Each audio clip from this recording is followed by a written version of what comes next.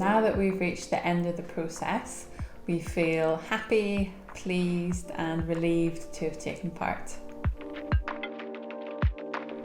Highlights have included the really interesting look at our house that we've been afforded through the installation of all of the work, especially seeing how these new technologies have been fitted into what is an old house. Since the installation of the external wall insulation, we've noticed that the temperature of the house has been more stable, more constant. It warms up during the daylight hours when the sun's shining, especially over the summer at the minute, and it can get warm, but then it retains that heat a lot better.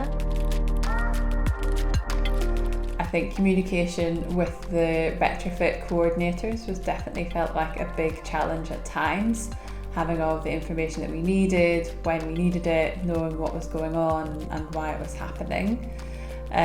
Also, the large number of contractors and subcontractors meant that there wasn't always a clear chain of command or an ideal understanding of all the different interdependencies of the projects.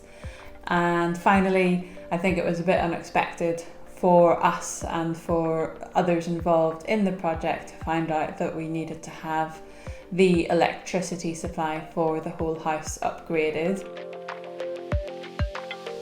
We're really pleased that our house is now using sources of renewable energy such as solar. This reduces our carbon footprint and means that our house is more sustainable as a result of the works carried out.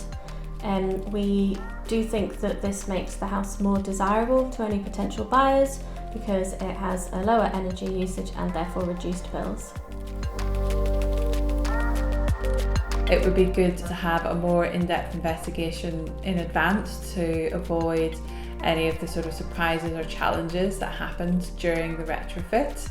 I think better planning, particularly around the situation of pipework for the heat pump and for the upgrade of all the different radiators in our home.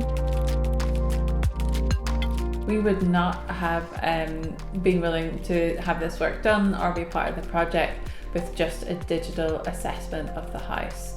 The value added and the benefit of having that in-person assessment of the house was, I think, primarily to be able to discuss and ask questions and get information about the whole process, which often we weren't getting through the online communications.